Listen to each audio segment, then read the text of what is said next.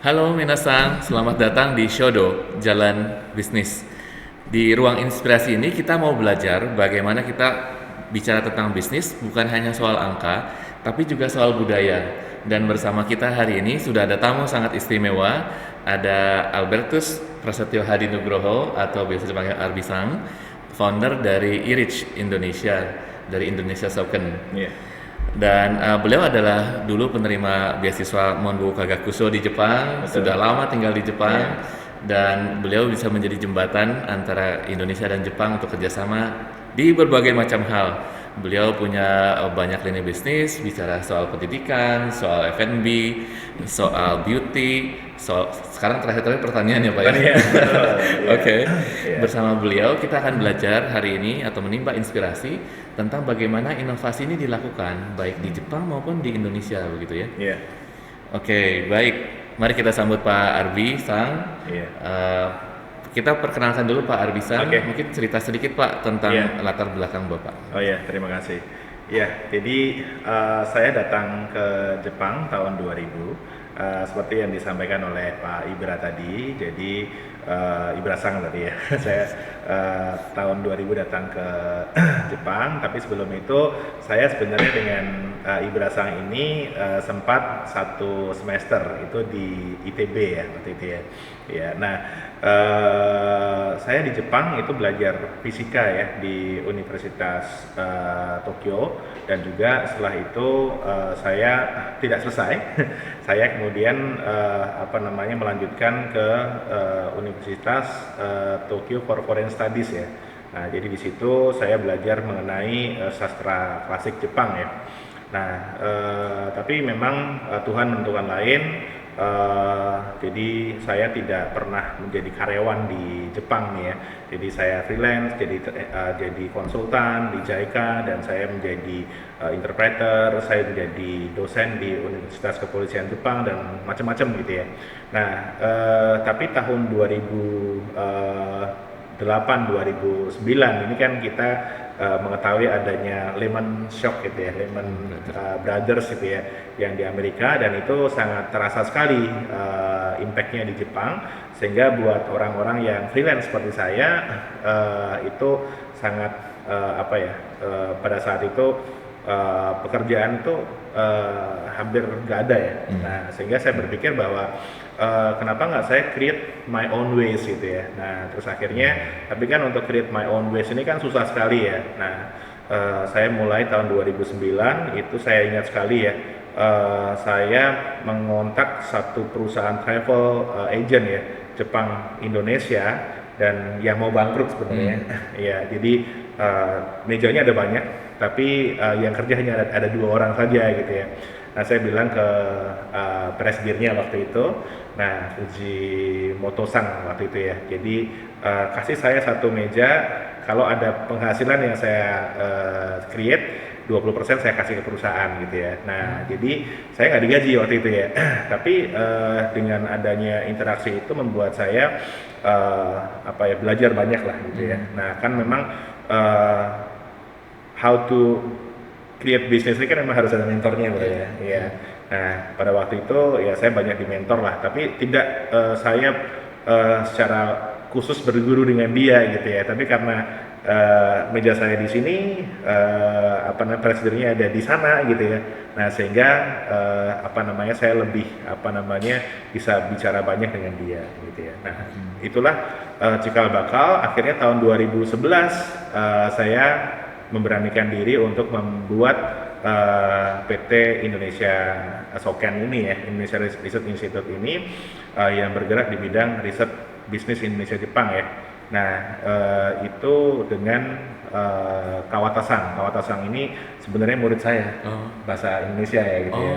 Oke. Saya ajak dia untuk yuk kita bikin perusahaan sama-sama gitu ya. Nah, jadi ini mungkin kalau tidak ada Kawatasang, saya kira saya tidak akan sukses membuat perusahaan ini sih gitu ya. Karena kan ya bayangkan saja untuk kita mendaftarkan PT di Jepang itu kan semuanya pakai istilah-istilah khusus ya, yang mungkin agak susah ya buat kita orang asing di sana gitu. Makanya ya itu kira-kira perjalanan hidup saya seperti itu sih Pak. Baik. Arbisangnya rendah hati ya. Dia bilang belajar fisika padahal dia tim Olimpiade Fisika Indonesia ini medalis juga dari sana. Dan menarik sekali perjalanan bisnisnya bahwa dari menuju ke arah scholar kemudian membangun bisnis sendiri menjadi entrepreneur. Iya, betul. Dan di situ kan di sepanjang perjalanan kita nggak hanya lihat sukses story-nya ya, tapi progress story-nya ini menarik banget gitu. Bahwa dari ilmu sains fisika kemudian belajar bisnis gitu ya. Dan menimba semua inspirasi dari banyak orang, dari mentor-mentor baik yang formal pun informal. Nah, kita mau coba gali lebih lanjut di arah sana Pak Arbisang. Kalau tadi kan dibilang, saya mau bikin dengan cara saya sendiri nih. Actually apa sih rich way itu ya? To be honest sebenarnya juga saya nggak tahu juga ya. Nah, karena itu berproses ya. Jadi kalau ditanya tahun 2011 itu apakah saya membayangkan akan punya sekolah, akan punya bisnis pilates, akan bisa membantu perusahaan-perusahaan Jepang untuk masuk ke Indonesia, itu saya nggak kepikiran sampai sana ya. Nah, jadi bukan vision ya, jadi mimpi ya, yang apa namanya, gambaran waktu itu dengan gambaran sekarang sangat berbeda sih sebenarnya. Iya. Nah, yang saya selalu bingung itu adalah kenapa perusahaan ini nggak bangkrut ya. Ya justru itu ya. Perusahaan Jepang tuh sustain banget. Betul ya. Jadi kenapa nggak bangkrut itu? Nah, itu yang sebenarnya kalau saya renungkan, ya ternyata memang istilahnya di saat kita cash flow-nya buruk, atau misalnya di saat kita dalam kondisi yang terjepit gitu ya, itu pasti ada saja yang menolong gitu ya. Ya artinya kan sebenarnya saya menjadi come to the conclusion ya, bahwa bisnis itu nggak hanya sekedar angka ya, tapi juga bagaimana membina relasi gitu ya. Nah, kembali ya, istilahnya Soken Waste itu apa sih gitu ya. Nah, pada waktu itu saya hanya punya pikiran bahwa bagaimana sih cara mengkoneksikan ya, menjembatani antara Jepang dan Indonesia. Oleh karena itu kan logo kita ini merah putih ya, simple. Dan itu ada semacam jembatan ya gitu ya. Nah, jembatan antara Indonesia dan Jepang saja gitu ya. Nah, dan waktu itu juga kita nggak gambar jembatan itu benar-benar jembatan ya. Nah, karena kita nggak tahu jembatan seperti apa gitu ya. Nah, jadi kalau saya renungkan lagi, jadi pengalaman tahun 2011 dengan sekarang itu pasti waste-nya akan berbeda gitu ya. Nah, jadi proses itulah yang sebenarnya bagaimana kita tuh bisa menghargai proses ya. Ini saya kira adalah bahwa Soken Waste tahun 2011, tahun 2012 sampai dengan sekarang kita masih bertransformasi sih gitu ya. Iya. Nah, paling tidak adalah tadi bisnis tidak hanya sekedar angka, tapi angka penting ya. Tidak sekedar angka tapi angka penting. Nah, bisnis tidak sekedar planning, tapi planning penting ya. Nah, di luar itu ada misalnya bagaimana kita value relationship gitu ya, terus bagaimana kita istilahnya menjaga hubungan dengan alam, dengan Tuhan dan semuanya. Itu tuh yang istilahnya lesson to learn dari perjalanan Indonesia Soken seperti itu gitu ya. Baik, menarik ya tadi ilustrasinya tentang jembatan. Jembatan itu bisa kokoh atau bisa berguna itu ketika dia kokoh di kedua sisi ya. Kalau salah satu sisinya nggak kokoh, dia pasti akan timpang begitu ya. Betul. Nah, kita kan sekarang ada dari dua dunia yang berbeda gitu, Indonesia dan Jepang dengan budaya masing-masingnya begitu. Dari pengalaman Arbisang selama beberapa belas tahun ini, budaya Jepang yang memang bisa menjadi inspirasi nih buat kita yang di Indonesia. Sebenarnya banyak hal ya yang bisa kita sebenarnya karena tidak hanya Jepang ke Indonesia, tapi juga kan istilahnya banyak sekali budaya Indonesia yang bisa menginspirasi Jepang juga ya sebenarnya. Nah, tapi kalau dari sisi Jepang ke Indonesianya itu yang paling berkesan buat saya adalah bahwa mungkin karena saya banyak di bidang bisnis ya. Nah, sehingga melihat bisnis itu sebagai bagaimana cara kita mencapai pencerahan. Iya. Nah, jadi misalnya begini kan, di Jepang itu kita kenal ada Bushido ya. Nah, kita kenal adanya misalnya Sado. Sado itu kan upacara minum teh. Kalau Bushido ini kan jalan kesatria ya. Jadi samurai itu punya kode etik namanya Bushido. Terus kemudian kalau kita misalnya ada olahraga Karate Do. Nah, Karate Do ini kan juga jalan tangan kosong lah gitu ya, kalau diterjemahkan ya. Terus kemudian apa misalnya Kyudo. Kyudo ini adalah jalan panahan ya. Nah, olahraga panahan itu ya. Nah, jadi bahkan untuk bela diri, untuk upacara-upacara minum teh, ini ada jalannya gitu ya. Nah, jadi jalan menuju apa sih ini ya? Nah, jadi saya pertama kali agak bingungnya dengan di sini kenapa ada do-nya gitu, ada jalannya gitu ya. Nah, terus saya cari-cari ada nggak sih kalau yang berhubungan dengan bisnis? Dan ternyata ada, itulah Shodo gitu ya.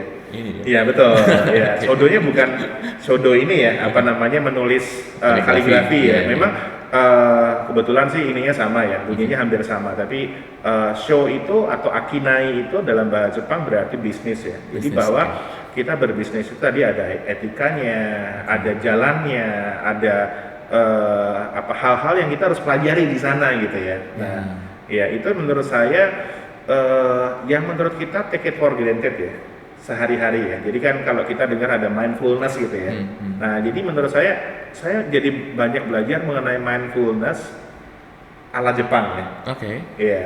Nah, ini yang apa namanya saya pelajari banyak melalui apa namanya pengalaman saya di apa namanya di dua dunia ini ya, Bre. Ya. Saya share sedikit Pak tentang pengalaman mindfulness ini. Oke. Ya, jadi kan ketika misalnya kita memahami bahwa apa namanya bisnis ini sebagai sebuah jalan ya. Nah, akhirnya kan contohnya ini mirip dengan kalau misalnya kita mengatakan bahwa kita berusaha ini adalah sebagai ibadah misalnya gitu ya. Nah, artinya kan kita tidak mencari untung sendiri gitu ya. Terus kemudian kita tidak apa namanya mencelakai orang lain gitu ya. Kita tidak merusak alam gitu ya. Nah, ini sebenarnya kan ketika kita hanya melihat bisnis ini sebagai alat mencari uang, ya selesai gitu. Jadi only profit saja kan gitu ya. Tapi ketika kita melihat ini sebagai jalan ibadah lah, jalan untuk mencapai pencerahan lah gitu ya. Nah, ini kita akan lihat apa ya? Sebagai jalan saya gitu ya. Apa namanya? Makanya saya harus membuat planning yang bagus gitu ya. Saya harus istilahnya klien saya ini kira-kira dia pengennya apa sih? Dia akan sangat senang ketika misalnya diapain sih gitu ya. Nah, ini akan secara apa ya? Secara apa namanya ya? Secara alami kita akan bicara akan menuju ke sana sih gitu ya. Ya. Ini kayaknya bisa jadi segmen khusus nanti kita bahas ini. Bagaimana pengalamannya juga berinteraksi dengan macam-macam orang dari latar belakang yang berbeda ya. Iya, betul. Iya. Oke. Tentang Shodo ini kan menarik ya. Ini kan tema sentral dari series ini begitu tentang jalan bisnis. Betul. Di sepanjang yang saya baca atau pelajari perusahaan-perusahaan yang usianya ratusan tahun itu kan 80% kalau nggak dari Jepang gitu ya. Iya. Apa ya kiatnya gitu? Kiatnya ya. Oke.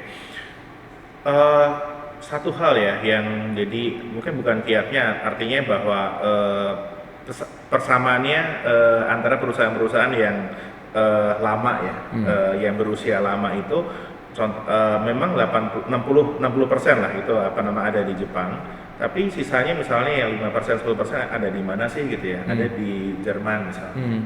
Nah, perusahaan-perusahaan yang lama ini ada kaitannya dengan keagamaan, ya spiritualisme lah. Contohnya ada satu perusahaan tertua di dunia di Jepang yang namanya Kongo Gumi ya. Nah, Kongo Gumi ini dia usianya 1.500 tahun. Dia perusahaan konstruksi untuk untuk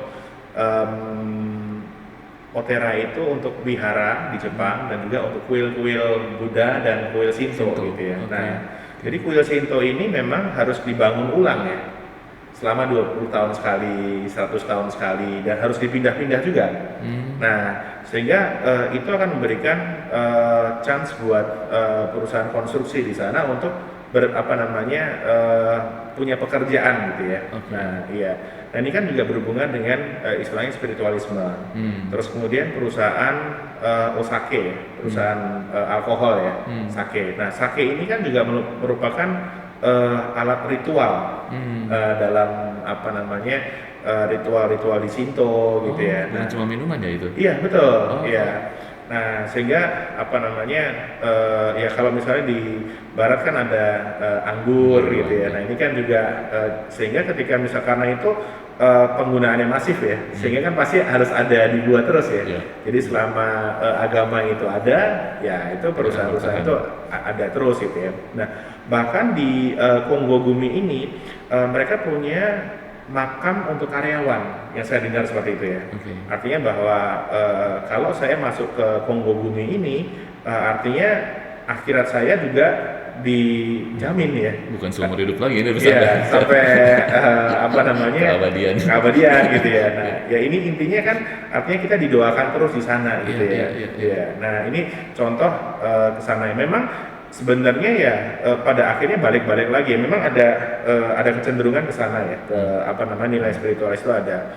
Nah, yang kedua adalah bagaimana kita menilai tadi ya, misalnya klien kita ini dia senang kalau diapakan. Jadi menjaga etika ini yang menurut saya sangat penting ya dalam berbisnis gitu ya. Iya. Oke. Nah, nilai-nilai ini juga kan yang diterapkan di Irids ya, mulai Betul. diinternalisasi sedikit demi sedikit. Kalau dari pengalamannya Arbisang, seberapa nilai-nilai itu bisa dengan beautifully match gitu ya dengan budaya kita yang orang-orang latar belakang kan dari pendidikan Indonesia gitu dengan budaya Indonesia. Betul, iya. Sebenarnya Indonesia ini cukup menarik ya, karena misalnya terutama dalam kata-kata dalam bahasa Indonesia sendiri ya, misalnya punya itu kan berasal dari empunya gitu ya. Okay. Nah, empunya ini kan misalnya kalau kita telusuri lagi kan misalnya yang membuat keris, yang buat senjata ini kan empu gitu ya. Nah, artinya mereka yang bisa lah gitu ya. Jadi kita banyak menurut saya ya, saya bukan ahli linguistik Indonesia ya, tapi yang menurut pemahaman saya gitu ya, bahwa sebenarnya kita tuh mungkin dalam di zaman dulu kali ya, itu kita punya istilahnya perfeksionis ke sana gitu ya. Jadi bahwa barang itu yang kita bikin itu ya harus bagus gitu. Iya.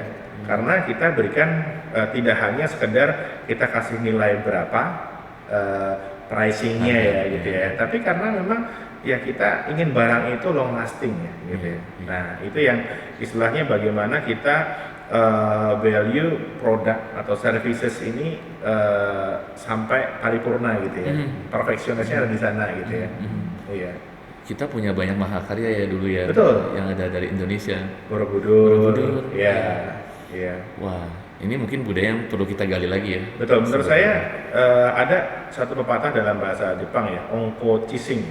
Jadi ongko chising ini berarti istilahnya memanasi yang lama, mendapatkan yang baru.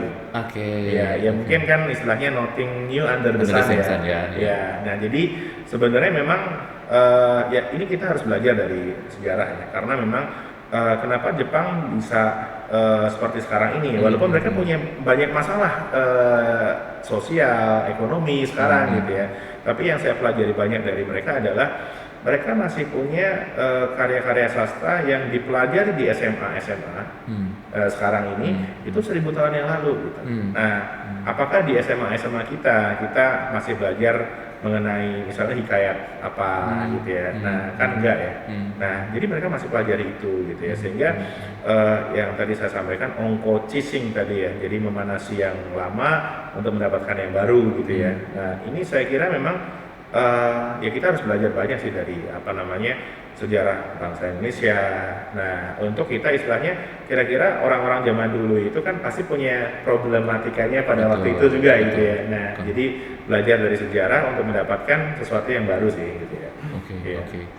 Ada wisdom ya di sana yang disesuaikan lagi dengan konteks kita sekarang. Betul, iya. Nah, dulu saya tidak begitu memperhatikan ya, kenapa saya harus belajar sejarah, kenapa saya harus istilahnya belajar mengenai Diponegoro, kenapa saya harus belajar mengenai Majapahit dan sebagainya gitu. Tapi pada waktu saya ke Jepang, saya mendapatkan bahwa saya mudah sekali untuk mengakses sejarah Jepang 700 tahun yang lalu, 1000 tahun yang lalu gitu ya, karya sastranya gitu. Ya, nah kalau kita misalnya ingin belajar mengenai sejarah Ratu Sima misalnya, ini kan jarang sekali kita bisa mendapatkan literatur yang lengkap ya tentang hal itu gitu ya, secara populer lah gitu ya.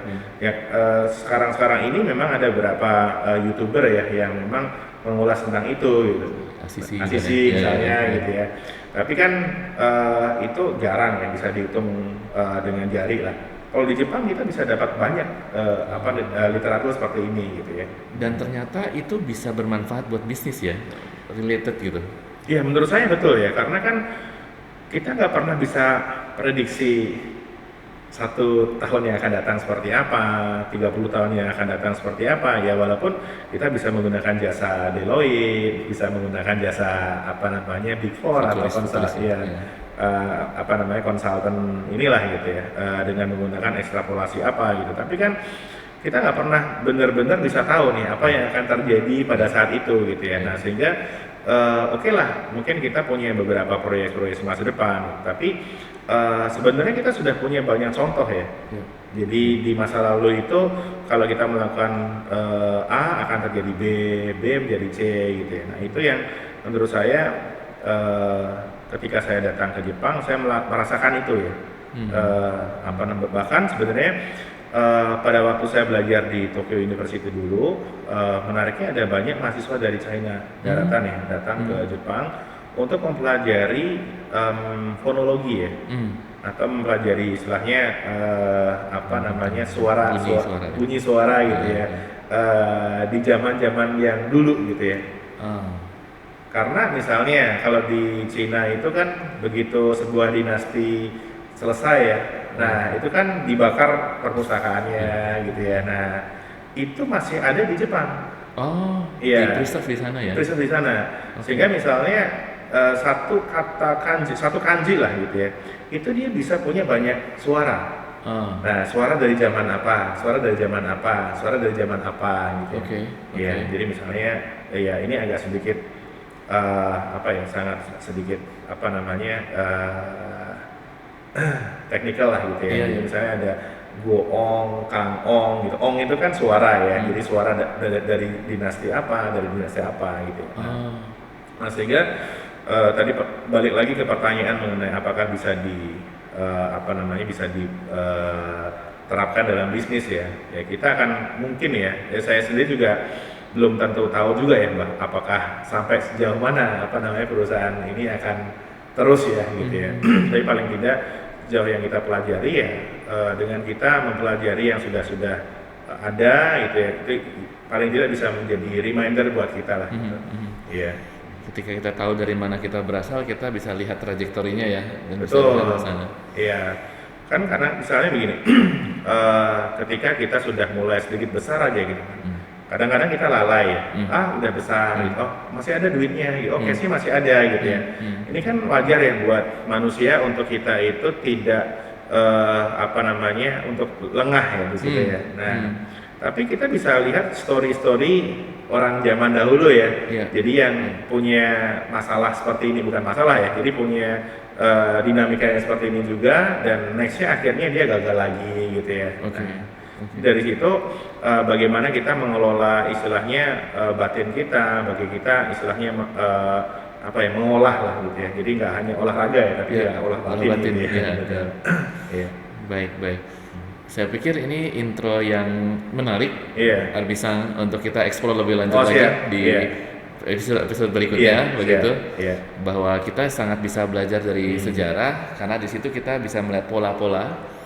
Walaupun konteksnya berbeda, tapi kita bisa belajar dari kebijaksanaan Iya, Bahkan saya yang nggak punya latar belakang bahasa, yang punya phonics gitu ya, punya iya, suara, betul, ternyata kalau kita teliti ada nilai-nilai di sana begitu ya. betul, betul. Mungkin itu kita akan explore lagi lebih Iya, lanjut siap. di kesempatan-kesempatan berikutnya. Iya, iya, terima Untuk kasih. itu, Minasang, terima kasih untuk perhatiannya. Kalau misalnya Minasang punya ketertarikan atau punya rasa ingin tahu, silahkan drop line di komen begitu. Iya, Supaya nanti kita bisa explore lebih lanjut lagi bersama dengan Arbisang dan teman-teman lain. iya. Terima kasih, Terima kasih. selamat siang.